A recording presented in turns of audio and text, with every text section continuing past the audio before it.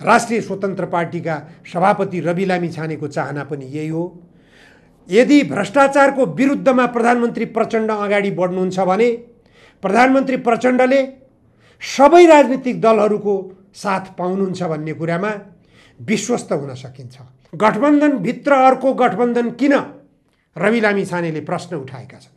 रवि लामिछानेलाई पनि झस्कायो यो अर्को गठबन्धनले। धेरै सङ्ख्यामा रहेका अभियुक्तहरूलाई एकैपटक कानुनी कठघरामा ल्याउन खोज्नु र हाई प्रोफाइलका व्यक्तिहरू त्यसमा आकर्षित हुने अवस्था हुँदाहुँदै पनि त्यसमा हात हाल्न खोज्नुले प्रचण्डको लोकप्रियता वास्तवमा शिखरमा पुगेको छ। लौ अब प्रचण्डले खुट्टा अगाडि बढायो। अब प्रचण्डले केही गर्छ।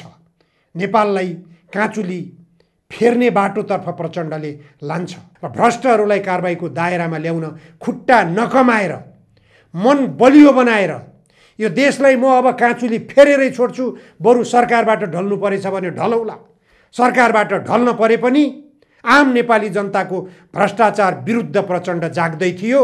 त्यसकारण प्रचण्डको नेतृत्वको सरकार भ्रष्टाचारीहरूले ढाले भन्ने जनताका बीचमा सन्देश गयो भने निश्चित रूपमा नेपाली जनताले अर्को पटक अत्यधिक बहुमतबाट प्रधानमन्त्रीको रूपमा प्रचण्डको चयन गर्नेछन् भन्ने कुरालाई प्रचण्डले स्वीकार गर्नुपर्छ। दर्शकवृन्द नमस्कार। राष्ट्रिय स्वतन्त्र पार्टीका सभापति रवि लामिछानेले प्रधानमन्त्री प्रचण्डका कदमलाई समर्थन जनाउने कुरा गर्नुभएको छ। यति बेलाको राजनीतिक माहौललाई हेर्ने हो भने रवि लामिछाने सर्वाधिक चर्चाको शिखरमा हुनुहुन्छ।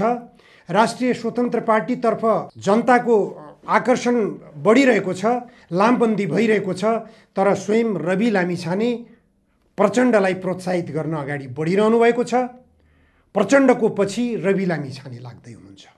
धेरैको आकर्षण रवि लामिछानेतिर छ, तर स्वयं रवि लामिछानेको आकर्षण अहिले प्रधानमन्त्री प्रचण्डतिर गइरहेको छ।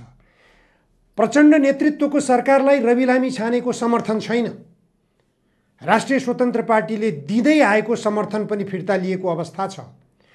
तर प्रधानमन्त्री प्रचण्डको नेतृत्वको सरकारले अहिले भ्रष्टाचारका विरुद्धमा जुन आक्रामक कदम अगाडि बढाइरहेको छ त्यसप्रति रवि लामिछानेले मुक्त कण्ठले प्रशंसा गरेका छन् र अगाडि बढ्नुस्, हामी साथ छौँ। नेपाली काङ्ग्रेसका महामन्त्री गगन थापाले पनि त्यही तरिकाले अगाडि बढ्नुस् प्रधानमन्त्री प्रचण्ड, हामी साथ छौँ। भाउजूलाई पनि बाँकी नराख्नुस्, दाइलाई पनि बाँकी नराख्नुस्। गगन थापाको भनाइ यस्तो छ। दाइ र भाउजू भनेर गगन थापाले कसलाई सम्बोधन गर्न खोजेका हुन् भन्ने कुरा बुझ्न कठिन छैन। नेपाली काङ्ग्रेसभित्र सर्वाधिक दाइ र भाउजूको नामले चर्चित पार्टी सभापति शेरबहादुर देउवा र उहाँकी पत्नी अथवा सांसद नेपाली काङ्ग्रेसकै आरजू राणा, यी दुईजनालाई पनि कारबाही गर्नुपर्छ भने तपाईँले खुट्टा नकमाउनुहोस्। गगन थापाको भनाइ यस्तो आइरहँदा जनताले विश्वास गरिरहेका युवाहरू हुन् नि। उता नेकपा एमालेका युवा नेता योगेश भट्टराईले पनि यस्तै अभिव्यक्ति दिनुभएको छ। भ्रष्टाचारको विरुद्धमा जुनसुकै नेताले पनि खुट्टा नकमाएर अगाडि बढ्न थाल्ने हो भने हाम्रो पार्टीले साथ दिन तयार छ। यसरी हेर्दै जाने हो भने भ्रष्टाचारका विरुद्धमा देश आक्रामक छ। देश भ्रष्टाचारको विरुद्ध अगाडि बढ्न खोज्ने नेताको खोजीमा छ। यो देशमा म एउटा मानिस खोजिरहेछु। यो गीत निकै चर्चित गीत बनेको थियो। यो गीत अहिले जनताको मुखमा झुन्डिएको छ। जनताले भ्रष्टाचार विरुद्धको नेता यो देशमा खोजिरहेका छन्। एकैपटक प्रधानमन्त्री प्रचण्डले यसपटक भ्रष्टाचारका विरुद्ध आफूलाई आक्रामक बनाइरहनु भएको छ। सर्वप्रथम त उहाँले नक्कली भुटानी शरणार्थी प्रकरणलाई निशाना बनाउनु भयो। हाई प्रोफाइलका केही मानिसहरूलाई खोरमा हालिसक्नु भएको छ र केही मानिसहरू अझै खोरमा जाकिने क्रम जारी छ। सम्भवतः नेपाली काङ्ग्रेसका सभापति शेरबहादुर देउवाकी पत्नी आरजू राणालाई निशाना बनाउन त्यस पार्टीका महामन्त्री गगन थापाले भाउजूलाई पनि बाँकी नराख्नुस् भन्ने सन्देश प्रधानमन्त्री समक्ष पुर्याइसक्नु भएको छ। यो गतिविधिले देखाइरहेको छ नक्कली भुटानी शरणार्थी प्रकरणमा अझै हाई प्रोफाइलका मानिसहरू पक्राउ पर्ने छन्। यो विश्वास पलाएको छ नेपाली जनतामा, किनभने नेपाली जनताले जसलाई यो प्रकरणमा भ्रष्टाचारी भनेर निष्कर्ष लिएका छन् ती भ्रष्टाचारीहरूमाथि छानबिन हुनेछ भन्ने कुरामा विश्वस्त छ नेपाली जनमत। त्यसै गरी प्रधानमन्त्री प्रचण्डले पशुपतिनाथको गजुरमा जलहरी लगाएको प्रकरणलाई पनि निशाना बनाउनु भयो। यो निशाना बनाउने क्रममा पनि उहाँको प्रशंसा जताततै चुलियो।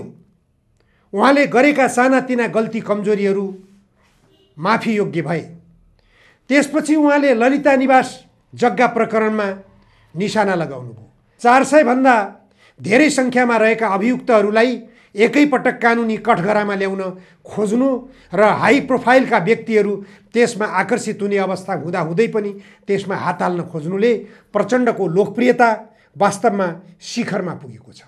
प्रचण्ड जुन बेला माओवादी जनयुद्धलाई शान्ति प्रक्रियामा रूपान्तरण गरेर शान्ति प्रक्रियामा आउनुभएको थियो त्यो बेला प्रचण्डको क्रेज लगभग यही किसिमको थियो।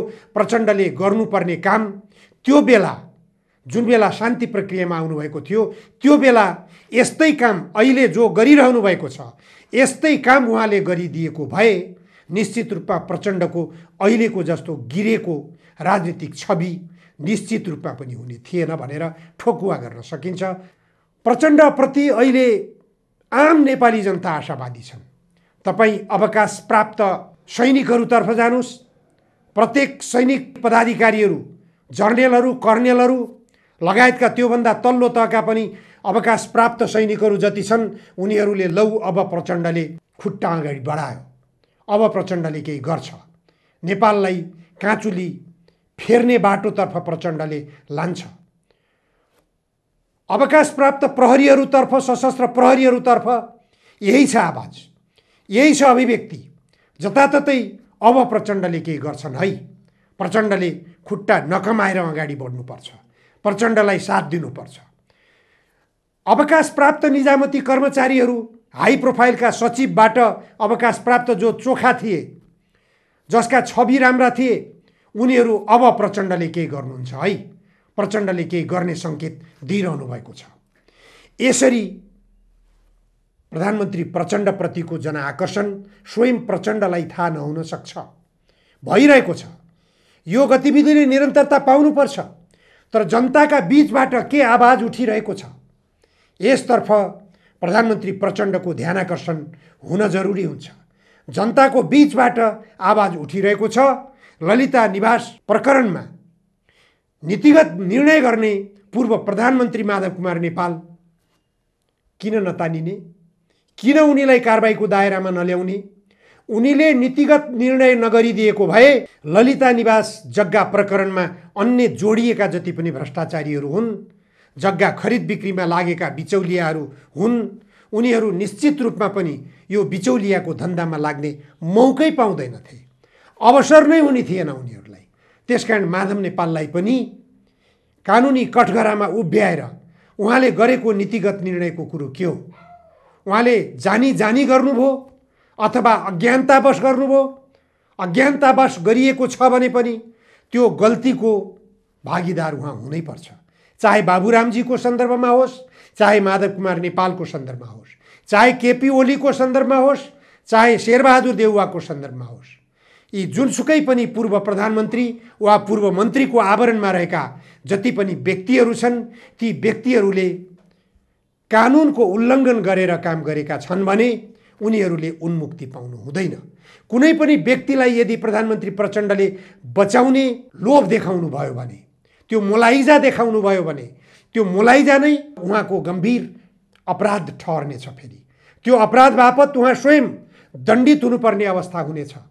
राष्ट्रिय स्वतन्त्र पार्टीका सभापति रवि लामिछाने देशव्यापी रूपमा मात्र होइन वैदेशिक रोजगारीमा गएका युवाहरूका बीचमा पनि लोकप्रिय किन बनेका हुन्?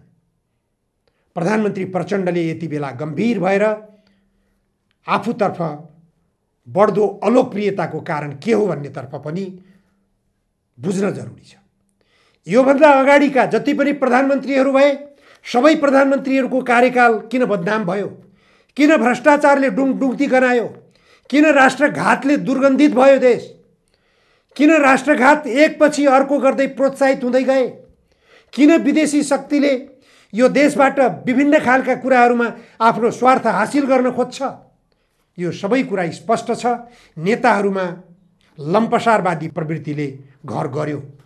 नेताहरूको लम्पसारवादी प्रवृत्ति नभइदिएको भए विदेशी शक्ति राष्ट्रहरूले पनि यहाँबाट अनावश्यक किसिमको लाभ लिने प्रयास गर्ने थिएनन्। अहिले हामीले हेर्ने हो भने भारत टुक्रा टुक्रा हुने अवस्थामा गइसकेको छ। मणिपुरमा ब्रिटिस साम्राज्य कालमै विघटित भइसकेको राज संस्था पुनर्जीवित हुँदैछ। काश्मीरको हालत त्यस्तै छ। अन्य विभिन्न प्रदेशहरू पनि भारतको केन्द्र सरकारबाट बाहिरिनको निम्ति आन्दोलनरत छन् भन्ने कुरा जगजाहेर भएको कुरा हो। त नेपाल यस्तो शान्त मुलुक भइरहेको छ। अहिलेसम्म यो नेपालले 17 वर्षदेखि गणतन्त्रलाई स्वागत गरिरहेको छ। गणतन्त्रले खुट्टा नकमाओस्, गणतन्त्रको जग बलियो बनाओस्। गणतन्त्रको जग बलियो बनाउनको निम्ति भ्रष्टाचारीहरूलाई दण्डित गर्नै पर्छ। राष्ट्रिय स्वाधीनताको शिर ठाडो गराउनै पर्छ। राष्ट्रिय स्वतन्त्र पार्टीका सभापति रवि लामिछानेको चाहना पनि यही हो। यदि भ्रष्टाचारको विरुद्धमा प्रधानमन्त्री प्रचण्ड अगाडि बढ्नुहुन्छ भने प्रधानमन्त्री प्रचण्डले सबै राजनीतिक दलहरूको साथ पाउनुहुन्छ भन्ने कुरामा विश्वस्त हुन सकिन्छ। अहिले भ्रष्टाचारको विरुद्धमा यो देशमा को राजनीतिक पार्टीका कार्यकर्ता छैनन्। नेपाली काङ्ग्रेसभित्र भ्रष्टाचारको विरुद्धमा आगो बलेको छ। नेकपा एमाले भित्र भ्रष्टाचारको विरुद्धमा आवाज घन्काइरहेका छन्। त्यहाँ एमाले भित्रका केही नेताहरू छन् जो भ्रष्टाचारबाट डुङ ती गनाएका छन्।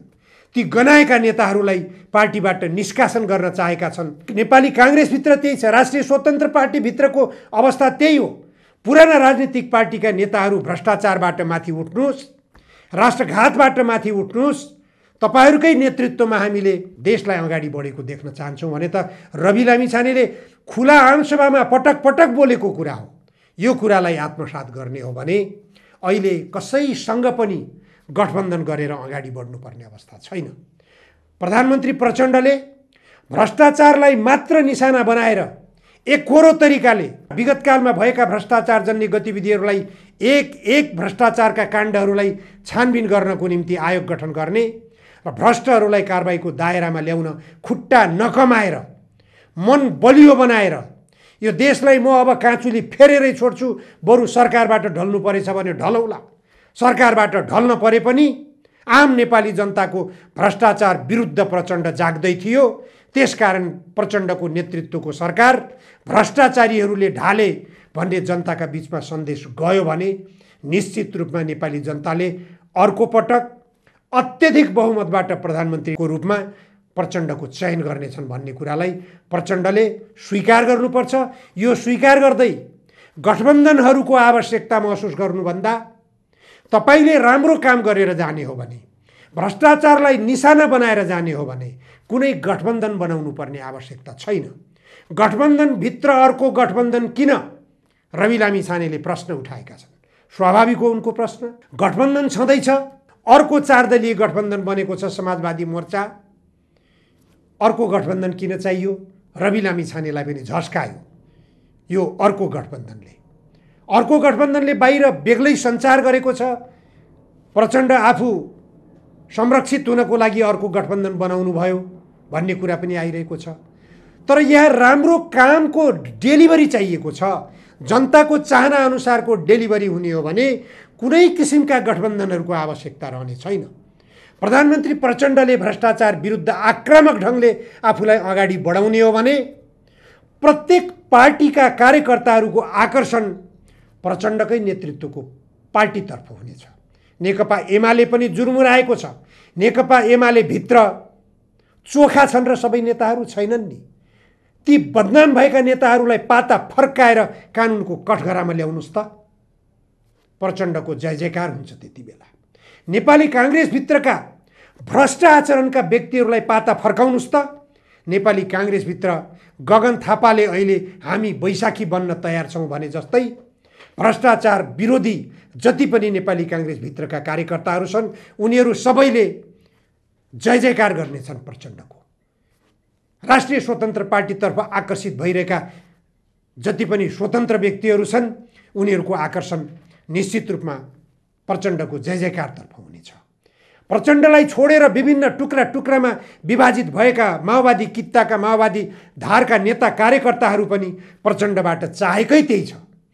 राष्ट्रिय स्वाधीनताको पक्षमा प्रचण्डको अडान चाहेका छन्, भ्रष्टाचार विरुद्ध प्रचण्डको अडान चाहेका छन्।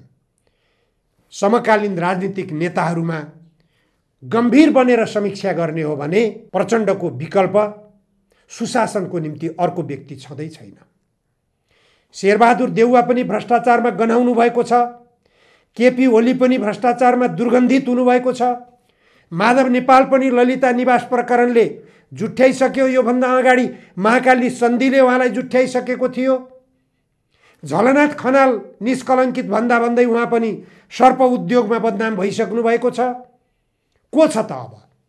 बाबुराम भट्टराई पनि ललिता निवास प्रकरणमा मुछिसक्नु भएको छ। प्रचण्डलाई अहिलेसम्म भ्रष्टाचार गरेको, भ्रष्टाचारी भएको भनेर औल्याउन सक्ने एउटा पनि कुनै ठाउँ छैन।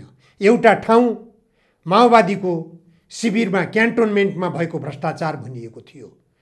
त्यो भ्रष्टाचार कानुनी दायरामा तान्न सकिने, प्रचण्डलाई कारबाही गर्न सकिने आधार यदि माओवादी शिविरमा भएको आर्थिक अनियमितताको सवालमा भइदिएको भए अहिलेसम्म प्रचण्ड कानुनको कठघरामा पुगिसक्नु भएको हुन्थ्यो। तत्कालीन अख्तियार दुरुपयोग अनुसन्धान आयोगका प्रमुख आयुक्त लोकमान सिंह कार्कीले मसँगै भन्नुभएको छ कि प्रचण्डले 5 पैसो पनि क्यान्टोनमेन्टबाट बुझेको प्रमाण कतै पनि छैन। यसबाटै पुष्टि हुन्छ प्रचण्ड निर्दोष हुनुहुन्छ। तर प्रचण्ड निर्दोष भए पनि प्रचण्डको नेतृत्वमा रहेको पार्टीका केही नेताले बुझेका छन् भने त्यसमा पनि प्रचण्ड निश्चित रूपमा दोषी ठहर हुनुहुन्छ।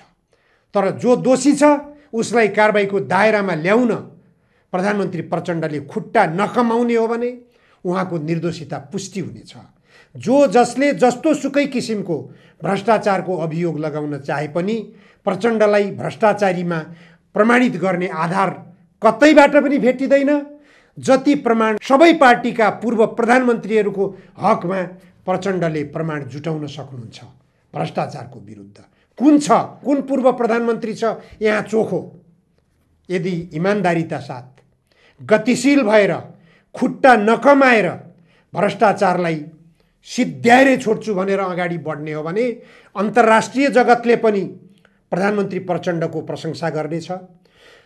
सामाजिक सञ्जालमा छितरिएका वैदेशिक रोजगारीमा गएका 80 लाख नेपाली युवाहरू पनि अब त मतदान गर्न नेपाल फर्किनुपर्छ र प्रचण्डलाई कार्यकारी प्रमुखको रूपमा भूमिकामा उभ्याउनै पर्छ भन्ने निष्कर्ष पनि लिनेछन्। अवकाश प्राप्त नेपाली सेना लगायतका जति पनि निजामती कर्मचारीहरू छन् उनीहरूमा आशा पलाइरहेको छ। अब भ्रष्टाचारीहरूमाथि कारबाही हुन थाल्यो, अब इमान्दारहरूको दिन आए भन्ने रूपमा पनि विश्लेषण हुन थालेको छ।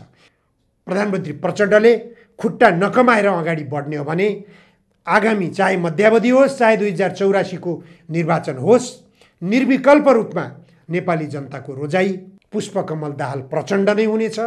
आगे कमरेड प्रचण्डलाई चेतना भया। हस्, आजलाई यति मात्र। धन्यवाद, नमस्कार।